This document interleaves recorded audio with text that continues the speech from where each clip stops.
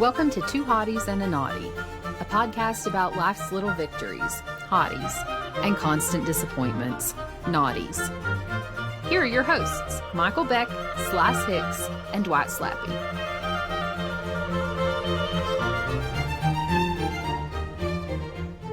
Welcome to Two Hotties and a Naughty. I'm Dwight Slappe.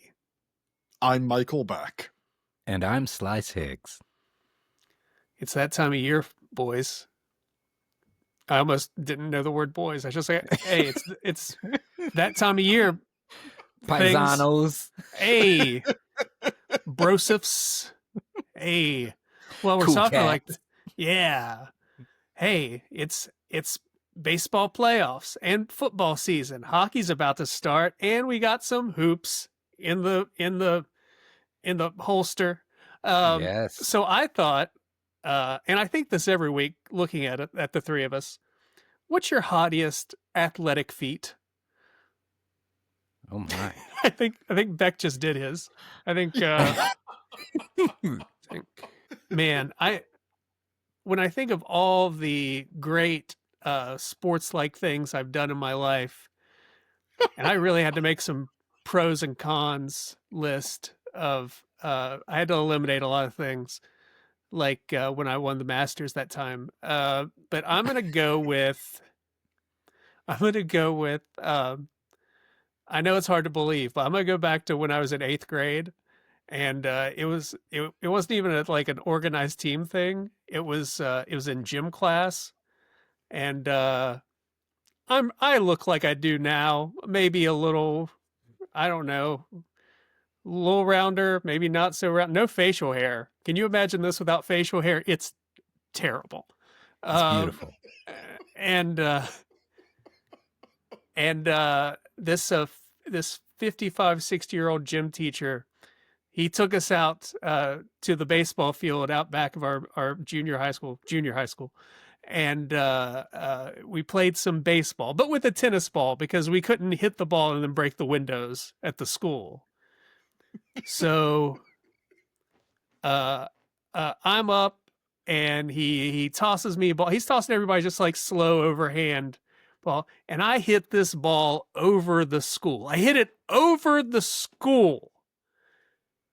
And I just stood there. It's like, what am I even? I was shocked myself. And so I ran the bases. Maybe I was a little slow, but I really let the moment sink in. I let everybody enjoy my home run trot. And then when I was up again, that gym teacher plowed me right in the head with that tennis ball, like trying to brush me back from the plate. Oh, you had it coming. He You were a little like slow in that Chunkers. trot. He That didn't like trot was a Chunkers hitting that home run. He was not in his house. He was not okay with it. That was this. Can we invite your former gym teacher to be our second ever guest on the show? Because he sounds great. Like I love this guy. He was a tall, bald man, and his name was Herb Peters. It couldn't have come up with a better name for a tall, lanky, bald man. That was the second at bat, and the third at bat, he just started throwing it as hard as he could, not at me, but for strikes this time. That Nolan Ryan heat. It was right down the it middle. was great. Struck out that time. I have, it's not all. It's not. I got him the fourth at bat. I got him the little double. You charged field. the mound, right? You That's charged right. the mound. Yeah. I should have just laid down a bunt. Go catch it. I'm using this one because my runner-up, I don't know if it's an athletic feat, so you guys have to tell me. One time I was at a BW3, and I took a rubber band, and I, from about 30 yards, not 30 yards, 20 yards, I killed a fly on a window with a rubber band. Does that count? That's the one. That's the one right there. That's it. I don't know why you bothered with all that, the setup there with the whole, 8th grade stuff. That's the one. Yeah. One shot, one kill right there. I was sitting at the bar. I I had to look the person next to me. He's like, "Did you see that? Did you see what I just did?" Did they see it? Did they confirm? No, they did not see it. Oh. We could have Wouldn't it got be great that if guy they were on the This is show. really the kind of thing that millionaires would bet like $100,000 on. I'd wager you can't hit that fly with this gum band. I assume they called them gum bands back in millionaire days. That story would be better if everybody saw it and everybody bought me drinks and carried me Right. around the bar. Mhm. Put your photo above the bar, like and everything. Just here's the spot. They put like a little plaque around where the fly died there on the window. It's like the date. This and Buffalo everything. Wild Wings belongs to Dwight now. Long may he reign. I'm bringing back Weck. I'm bringing back Weck to BW3. Wait, who is Weck? Was that their mascot? That's the third thing. That's Buffalo Wild Wings and Weck.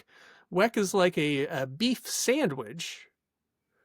Very popular in the yes. Northeast. Yeah. Yes. Because really, it yes. should just be BW2s right now.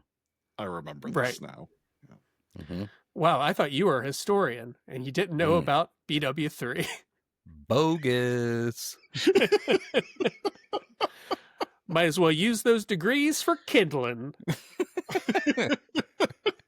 Paper Well, airplanes. Now that was just the warm up. So now, Beck, what is your Yes. greatest athletic feat? Beck, don't tell us be about the afra- day. Don't be afraid us to about the- shame us. Tell us about the day you beat Shaq. Tell us about the day you beat Shaq. Come on. He's just so tall, Slice. I'm just But that layup and finger roll, you got him. Just right there. The Abner Doubleday, right there. That magic. The Abner Doubleday? Wait, What? that was a... Abner Doubleday invented baseball. I know, that was the wrong sport. Oops. yeah, I knew that. And See, I I'm knew no that because historian. Abner Doubleday was a Civil War general. Yeah, He- he he- didn't he really fought- invent baseball. No. He fought at the Battle of Gettysburg. He was an actual Civil War general. He did not actually invent baseball. It's a lovely story we tell people. But baseball is probably based on a British game called Rounders. Anyway, Beck, So my actual greatest athletic event was I was forced to play Little League for a number of years as a kid. Always hated it. You know, I was a chubby, smart kid with an unusual voice. And so the like playing Little League, you know, when you're in first grade or second grade or whatever, is fun because everyone's terrible and no one knows anything. And you also don't really have to learn anything about the sport. But then, like, you know, well, by the time you get to middle school, it's clear, oh, yeah, this guy is an actual athlete who is willing to put time and effort into this and gives a shit about it. And I did not do any of those things. And so I'm in my last year of Little League. It is one of the last games of the season. It is, yeah, I'm in like 6th grade, I think. And I have not gotten a hit all season, obviously. But, you know, the coach has to play me occasionally. I would go into the field every game. And the coach, I can't remember my last Little League coach's name anymore, but he was Herb Peters. a big burly Italian guy. Mr. Something Italian was his name. And he was actually he was actually always very nice to me. By the time I was in 6th grade, there were definitely some of the adults who bullied me because they said, look, it's a little fat kid who thinks he's smart. But my coach was nice to me, and he's also at this point just begging with me, Michael, just go up there and swing the bat. Just swing the bat. You know, he's there with tears in his eyes, just begging me, swing the bat. So obviously 2 pitches, zoom right past at as much as 30 miles an hour. And I stand there like a statue. And he's now gotten several of my teammates to like also say, yeah, swing, Michael, you can do it, and like it was genuine positive camaraderie. It wasn't like, oh yeah, hey, swing, Mr. No Hits. And I swung on the next pitch, and the ball sails. I thought I'd hit a home run. The ball sails down the first baseline, and lands just inside the park, actually. And I'm running as fast as my chubby little legs will take me, and I get to first. I round second. I'm going for third, and my coach is standing at third base, and he is jumping up and down, singing my praises. I get to third base and stop. If I were fast, it could have been an inside the park home run, I think. But there's only so fast Don't get I greedy. could run. And my coach grabbed me in a big bear hug, picked me up, kissed me on the top of the head, and put me back down. And like announced to the crowd, "I'm very proud of this young man today." And yeah, no, it was. I can only assume that my coach had been drinking. And then Angel Tony Danza gave you the thumbs up from the outfield right there. I'm gonna assume it didn't come off condescending like it does in my head. It was sincere. It was sincere. No, it was genuine. Like he was delighted. He was an emotional guy, but as I said, he was always very nice to me. So, and he understood. I didn't want to be there, but I was given it as much effort as I thought was required, and I was polite. So, my runner-up was when I was in second grade and being forced to play soccer, and I obviously scored one goal for the other team. So that was the end of my soccer career. My baseball career ended when we were on an all-star team, and me and one other guy who played in our district didn't make the all-star team, so it was like a real kick in the balls. But my parents fought. They're like, "That's unfair." I didn't want to be on the all-star team, but my parents were like, "You can't leave two kids off the all-star team." And during the first game, we were talking strategy, and one of the coaches was like, "Well, in this situation, don't be afraid to steal second base." And I knew who I was. I was like, are you sure everybody should steal second base? And then he looked me right in the gut and said, "No, Dwight, of course not everybody." At which point, I picked up my gloves, I walked to my parents and said, "Hey, we're leaving." And I quit in the middle of the game. Oh, hell yeah. Very So good. certainly your athletic feats have to dwarf the feats of Beck and myself. No, these are pretty good and heartwarming moments.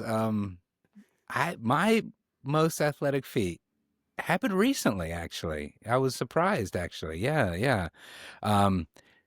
So over the summer, Desmond, my youngest son, wanted to start working out in the gym, and I had hit the sauce a little too hard one night, so I had to go on a little dry month Reno, and I said, "You know what I want to do? I'm gonna go out here and just start working out with my son on a regular basis. See how this goes." And it was great. It was really good. I should really do that more often. And anyways, I kept lifting, and I bench pressed 300 pounds one time. I set my personal best record. Now, to be fair, full disclaimer, so this was on a Smith machine. If anyone out there, if our avid fitness listeners are, a Smith machine, it's like, I don't know how to describe it. You were It's hammering basically- some metal. You were Yes, hammering I was metal? smithing. I had my hammer, I had my forge, and Hephaestus was there. He was showing me some things. I think that's his name. But Anyways, no, but it's like the weights, it's like a personal trainer machine. Anyways, like, so I was just like, I started with the 200 and I was like, hey, that was pretty light. So let me go, because Dwight, I'm sure you know, Beck, I know you know, but at the NFL Combine, Coco knows, of course. Coco Coco. knows. Coco knows. Yes. Yes. But Coco they knows. bench press 225 pounds and they see how many reps they can do for, strength example. So I did that and I was like, hey, and I got it up a few times. I was like, let me just keep doing this. So I kept working up over weeks. And finally I got to, it's 280, but the bar on a Smith machine weighs 20 pounds as opposed to a regular, dumbbell, which is 45 pounds. So, cause there's some, it's on a track system and everything. So there's a video too, because I know that people will be like, bullshit. Des took a video. It's not the best of videos, but he filmed it. And I look like a bloated whale laying there as I'm doing it, but I got it up and it was clean. We can post it. I know we always say we'll post videos and pictures to our Instagram, and it never happens. And that's on me too. But, it happened, and I was very proud. Now, if I were to go try to do that now, I would probably end up in a hospital because I haven't done it in very long. But yeah, big shout out to Poolsville Self-Defense, my weight trainer, Mark Monster, back in Maryland. Love you, buddy. I know you're an avid listener, but shout out. I'm glad you said the NFL Combine thing, because you could have really said any number, and I could have been impressed. I wouldn't know where to start thinking it was a lot. Well, then so that was my moment that I've not lifted since then. Like, I mean, hey, you went out on top. You went that's out right, on top because I can't do that again. So but I think about it, like, I'm about 200 pounds and I easily get out of bed every day. So how hard? Right. It's really not that impressive. I'm just glad that finally on the internet, a podcast with 3 white men is talking about lifting weights.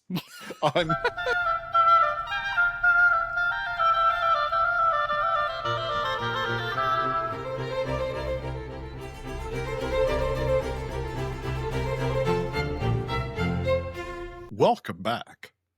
For our next installment, boys, what is the hottiest time of day? And part of the reason I've asked this question is everyone heard Coco in the earlier segment. Coco and I are batching it this weekend. My wife is at a conference in Minneapolis. I want to cancel the podcast now. Yeah, I don't want to do it anymore. There's no more batching. We're done. Batching it. Batching it. I'm so sorry. Oh, I'm so sorry. So anyway, Coco and I are batching it, and I had to wake up earlier than I ordinarily do so I could make sure that Coco got her morning walkies before I started work, because usually she goes for morning walkies with Crystal, but Crystal is in Minnesota, so she couldn't walk her. And anyway, it just got me thinking about times of day I enjoy and don't enjoy. And my favorite time of day is the hottiest time of day, which is 10 a.m. to 11 a.m. Eastern time. I've run tests all day, and I've determined that because I've really come to enjoy the morning more as I age, but I still hate waking up early.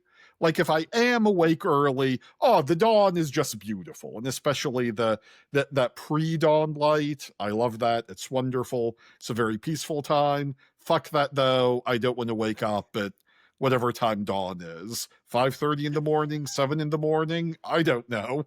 I'm not awake then. I work in higher education. I don't have to be awake then. But 10 a.m. to 11 a.m., like, that's early enough where I feel like, oh my God, I haven't wasted the whole day. But it's late enough where, I haven't had to wake up early in the morning. And at 10 a.m., if you've had sort of a shitty earlier morning, there's still plenty of time to turn the day around and make it nice. And if the day's not going so great, there's also, I don't know. It's just it's a great time of day. I agree because like it's past rush hour, so if you have to be outside doing things, most people are like at work. It's very peaceful. Yeah. It's a great time to go to the grocery store. Yeah. It started to warm up just enough. Yeah. Must be nice, guys, because for us, 8 to 4, 9 to 5ers and everything, that hour sucks ass. Let me just tell you. I'm just getting there. I'm trying to get in, God, this sucks. I'm not even to lunchtime yet. I'm still like an hour away. God, I don't know what traffic's like because I'm stuck in my freaking office at the desk. You know what? You just got a new job. You were one of us for a long time. Hey, no. I was a mailman for about 3 months. So there was a few months where... 3 months? I want to see those pay stubs. 3 months. 2.5. There was training. That's what I was counting into it also. So, for legal reasons, I should also specify, I am working from 10 a.m. until 11 a.m. most days. After he just woke up at 9:30, rolled out of bed, hopped on that batchy life after the walkies. He's always working up here. He's always working up here. No. See, that's where you're wrong. Because the hottest hour of the day, I mean, they write songs about it. It's 5 o'clock somewhere. That's right. It's quitting time. Best time of the day. That's when I can go get the half-price appetizers, maybe a little discount on some brewskis, hang out, just be like, I made it through another one. Here I am. That's the best.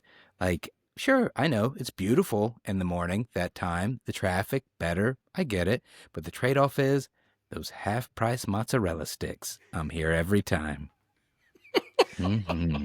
It's never cloudy inside of an Applebee's. That's right. See? Exactly. Me and my batchies can go in there and hang out, and we're just living it up. Oh. Yeah, the worst is when you go into an Applebee's and a bachelorette party's going on. It's just so God, loud. Don't get me started. Oh. I like that me and my batching friends can only go to Applebee's. We are unwelcome anywhere else. Don't try to bring that shit into a Fridays. No, this is high-class establishment, sir. Sir, we have your picture posted here at this Cheddar's. You are not allowed in here. Damn it, O'Charlie's again. Slice, there was a time in my life I would absolutely agree with you. Right. But since all of that fun has been absolutely robbed from me. Yes. Because there's no God. Expected more of a laugh there. I'm not sure how much I can laugh at certain things, to a degree. Oh, you can laugh at anything. I know, I can, but I don't want to put limits on things. I mean, sorry. Wow, Slice is being a real snowflake. Slice isn't allowed to laugh at me. What are you talking about? He's got to be able to laugh at one of us. I pick my battles every episode. I'm picking 7 to 8. Because Jeopardy's on. I get to put on comfy pants. I don't have to leave the house anymore. There's an elastic waistband. The shirt is 2 times bigger than it needs to be that I'm wearing. I hate to be crass, but I can start farting whenever I want to. It's 7 o'clock. The farting hour. The farting hour. Sullivan, you do not call this episode the farting hour. Yes, you do. It's called the farting hour. Please, no. We run a classy establishment here, God damn it. God damn it, this is not the farting hour podcast. I already just printed a bunch of mugs. There's a bunch of mugs coming out next week. It's the farting hour. There are only 2 times a day, choking time and the farting hour. American 2025. Don't blame me. I voted for choking time in the farting hour. Oh, I'm choking over here. We should do the inverse if we're on the topic. What is the worst time of day? What is the naughtiest time of day? 2 to 3 a.m. when I wake up to go pee, and can't get back to sleep. Prostate time. Choking time, farting hour, prostate time. I think for me it might be like 2 to 3 or maybe 3 to 4 in the afternoon. I don't like those times of day. Because I'm ready for the day to be over, but like at 3 p.m. the day's usually not over yet. It's the work day. I would say 5 to 6 a.m. because you're up too early and it's sort of too late to go back to sleep and really get back to sleep. If you guys haven't noticed, I'm cosplaying as someone who has a job who has to get up early. Have you guys noticed this entire time? I was like, when is it ever too late for you to go back to sleep, sir? Dang. This was believable. I should also say that this very skilled actor is wearing a lovely green plaid flannel that really complements your eyes nicely, Dwight. Oh, thank you, Beck. No. Let's just end the segment there on a nice note. Not everything has to be snarky. Yeah. Yeah.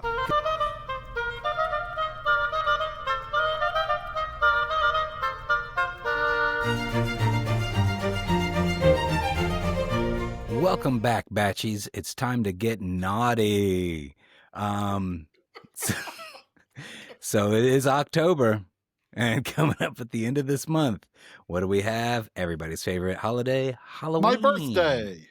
Michael Beck's birthday. And Halloween. So, for naughties, what is your naughtiest Halloween candy? So you get a trick instead of a treat here, and I'm gonna hit you up with that Necco wafers, the most godless, soulless candy ever. Yes, that's right. You can give me looks, but it's essentially Tums without the medicine. In fact, I would rather eat Tums. Those new berry flavors of Tums, way better than Necco wafers. Fun fact about Necco wafers, yes. You guys like Necco wafers? It's like a chalk company said, here's our defective chalk pieces. Let's round them up into little coins and give them out to children. So that it's terrible. It's the worst. I don't know. What you guys like Necco wafers? No, you just listen. You're obviously trick-or-treating in the 50s, so there are bigger problems. Well, present day. Well, here's the thing. Necco wafers got shut down because they got bought out, whatever, and then 2018. Because they're asbestos. Probably. Well, they said it was due to sanitary conditions. They weren't aware of the sanitary conditions of the factory that was making Necco wafers. I could have told you this 20 years ago. Anyways, Slice, they closed it why down do for a you couple. know anything about the history of Necco wafers? Well, because, Beck, this is my topic, and unlike some people, I actually do a little bit of research before I go out here and speak about it. Oh! It's choking time. It's choking time, boys. All right. But anyways, yeah, they closed it down for 2 years, but for some ungodly reason, they said, you know what? Let's bring them back. Let's bring these guys back. There was obviously a demand. Yeah. All the teachers ran out of chalk during COVID, and they're like, well, Necco wafers will do in a pinch. So, yeah, they're terrible. Like, I can't believe anybody likes those things. Now, granted, there are some other real turds out there. Smarties, Tootsie Rolls. I don't want to take your guys's, but those are also awful. But I don't know. Yeah. I mean, what's wrong with a Tootsie Roll, for Christ's sake? This is Tootsie America. Rolls? Tootsie Rolls had just the audacity to say, like, we're chocolate. That's not chocolate. Who says they're chocolate? I don't see chocolate anywhere on that wrapper. They're a Tootsie Roll. Someone at work told They're me. a Tootsie Roll. I'll get to that in a bit. because I bet one of you is going to say something I actually like, and I'm ready to defend it. So, but yeah, Communism? Well, what about you, Dwight? What's your naughty Halloween candy? It's the sugar say it. daddy. Okay. It's the sugar daddy, and it's not just because of the super gross name. it's Beck. Do you know what a sugar daddy is? It's like a popsicle, but room temperature, right? It's that has a it's- molasses like consistency. It's like a milk dud, but a giant milk dud with a stick in it. Basically, it's just big. But milk duds and sugar babies are the same thing. If I could, and the sugar babies are little pellets of the sugar daddy. And when a sugar mama and a sugar daddy love each other, I'm sorry. Yes. If you didn't do it, yep. And so I'm just having some friends over for a Halloween party, and the people keep dropping off sugar daddies. Sugar daddies are horrible to eat. They will pull fillings right out of your face. And if somebody wants some, they have to say, "Hey, can I have a sugar daddy?" It's terrible. Absolutely terrible. And you mentioned Smarties earlier. I put them all in the same categories, like candies that were probably only handed out in poor neighborhoods in the late 70s and early 90s. I know Smarties are older than that, but I'm talking about these little trick-or-treat Halloween giveaways that came in the mixed bag. Right. The yeah. cheapest bag available. The one where Absolutely. it's like... Dum Dums are in this bag. Yes. I mean, Tootsie Rolls are in there too. Yeah, Tootsie Rolls are in there. Yeah. That's like the delicacy in those stupid bags. Nothing right about them either. Jesus. Have you ever had the vanilla Tootsie Roll? That's I a mean, treat. I'll take the ones that are like the fruit flavored ones. Those I don't mind. Chocolate ones, ugh. You're the one saying chocolate. Nobody's saying chocolate. Well, I mean, okay, here. Yeah. If anything, They pretend. we might say chocolate-y, but only for Correct. marketing purposes. No, Tootsie Roll is a chocolate taffy candy that is manufactured in 1907. Was that Where- ChatGPT? What are you using? AI? Yeah, That's Google that's AI? Wikipedia. That's where facts come from, my Oh, friend. okay. Wikipedia. All right. Slice, you could have edited that article before we started the show. It's obviously No, what baby. happened. I really want to get Slice permabanned as a Wikipedia editor now. That's Well, if Tootsie That's Roll my wasn't new so hobby. poor, I could actually go to their. Actually, they do have Tootsie.com. Hold on, let me see. Let's get spooky. Oh God, yes. Oh, this is a bag of awful here. They got dots in this bag. Dots are terrible. Oh, dots are Yes. absolutely terrible. I don't think Ah. I what is it? What's a dot? I don't know if I It's have better it. if you Dot don't is know, like a Beck. jujube. You know what jujube is? Yeah. Like It's it's a gummy. It's gummy, but Yeah. too hard to actually enjoy. Yeah, it's pretty awful. Okay, launched in 1896. So, all right, let's correct Wikipedia. It's not 1907. It is 1896. By the popularity of a single product, the iconic oblong piece of chewy chocolate candy, Tootsie Roll Industries has grown to become one of the country's largest candy companies. So, again, chocolate, but not real chocolate. Well, hmm you have us there, Slice. You have Thank us you. there. Slice, I Thank you. apologize for everything. It's I said. okay. It's I got okay. really appreciate angry. that. I'm a hothead. It's okay. We all have our moments, you know. Yeah. It's all right. In fact, I've just received this official fax from the Tootsie Roll Corporation here, and they also apologize to you for producing a terrible candy. Years of trauma. I get it. Beck, Cool. can you fax them back and see if they're interested in a sponsorship? I'm out.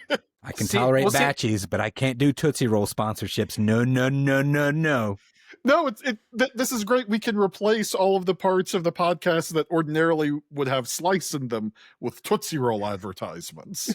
You can It'll get be great. you guys can get the owl from the Tootsie Pop commercials to come out here. And he could be your third host. A one. Now that a owl has two. Riz. That owl does have Riz. I won't argue. That's an have Riz. upgrade. If you get the owl in here instead of me, this thing's going to be like top 10 Apple charts every week. Me, I'm weighing you guys down.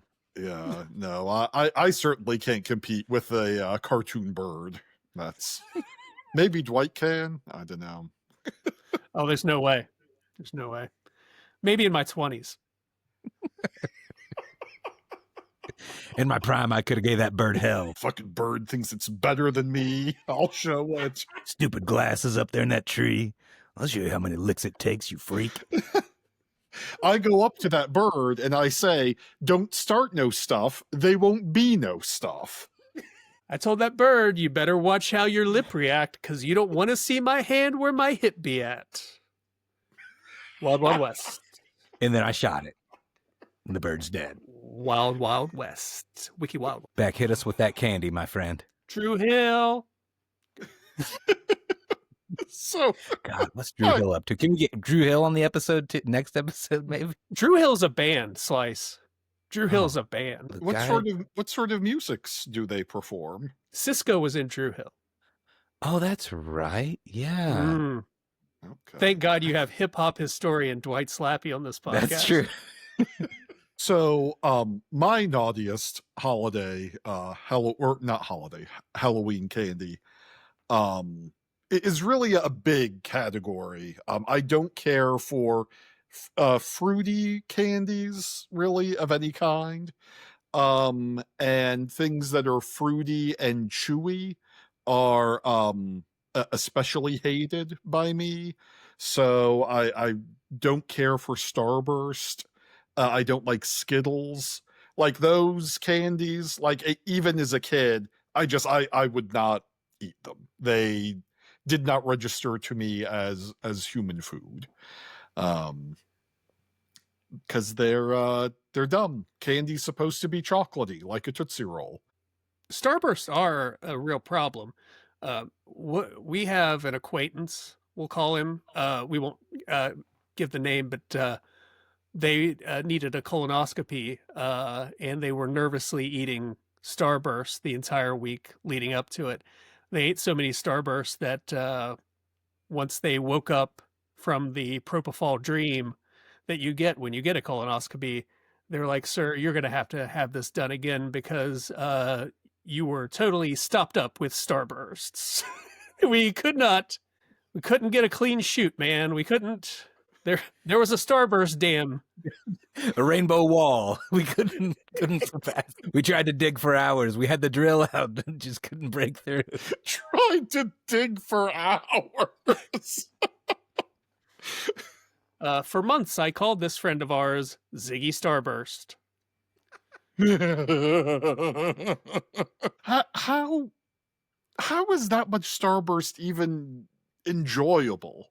I guess would be my question. And it's another $1 billion industry, along with Tootsie Rolls. You know, you can't shame people. People like black licorice, and it's terrible. Well, that's true. Not many people like black licorice, though. Come on, like people like coconut in their candy bars, and that's terrible. Oh, false. No, right. Coconut is wonderful. Finally, wonderful. I'm back on something. Finally. That was a thought experiment. I'm glad we just us batchies here eating our mounds. My friend and sometime listener of the show, Ed, when Ed was a little boy, Ed thought Almond Joys got nuts, mounds don't. He thought that campaign slogan was like two competing candy companies. Almond Joys got nuts, mounds don't. Like it was a put down of mounds, because I mean, why would you ever want a candy bar that doesn't have nuts in it? I thought only boys could eat Almond Joys, and ladies also boobies or mounds. Yeah.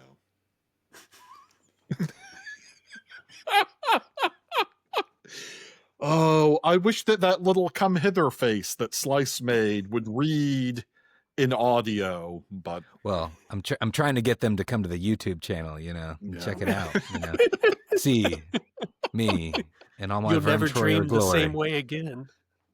We're a multimedia experience, listener. You should come check us out on the YouTube if you're not doing that already. Mm-hmm. I mean, we're all pretty handsome. Oh, yeah. If that's what you're into. If you're looking for a little meat to gaze upon, we're all pretty good looking. Yeah. You can check out my barren white walls down here in the basement and the giant sectional couch where my youngest son comes and plays PlayStation. So it's a real party down here. If that doesn't get you, I don't know what will. Right. Beck owns books, and I got pictures of my cats behind me. Those are sweet pictures. Welcome to Thunderdome. A visual odyssey. Tune in every week. But and many of these books are rented. So. Goddamn CGI books.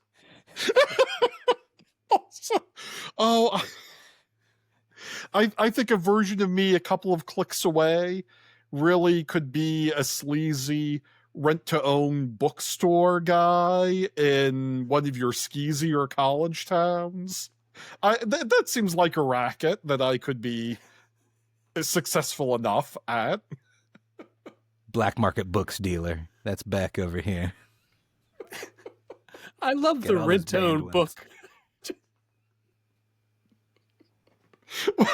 I mean, are you one of those fat cats who can afford, $10, $15, $20 for a book? It's much better to give me $3.99 per book for this over the course of this 60-month contract. I'm in. I'm ready to invest right now. Right now. Have I mentioned that I don't have what you would call traditional employment? You guys are going to develop an MLM bookshop, aren't you? I knew it. Yep. You should get in now. You should get on the third tier. It's Beck, then Dwight, then me. Right. Yep. Sullivan, you better jump in on this. Scholastic won't know what hit them. Thanks for listening, everyone. We're glad you stopped by this week. Again, tell your friends. Leave reviews. Yeah. We hope watch you'll us be on back YouTube, next week. Please. Yeah. Yeah. And tell your friends that you like the show and think they should listen to it as well. Do not tell your friends that the show is stupid and unfunny, because that would be untrue and unkind. You can tell them it's stupid. It is stupid. Right. Very stupid. But there's some funny in there. Come on. It's Right. not unfunny. You laughed a little Look at me. bit. Come on. Is it unfunny? I don't think it is. Come on. There you are.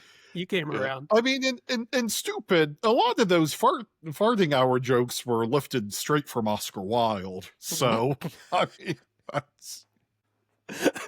We're all public domain Oscar Wilde fart jokes. Sorry to peel back the curtain like that. Bye, everybody. Bye-bye. Goodbye, everyone. We love you. Thank you for listening. This has been Two Hotties and a Naughty, a podcast about life's little victories and constant disappointments, as hosted by Michael Beck, Hicks, and Dwight Slappe. Editing and production by Michael Sullivan. Our theme is Handel's Entrance of the Queen of Sheba for Two Oboes, Strings, and Continuo Allegro, as performed by the Advent Chamber Orchestra. Crystal Howe speaking.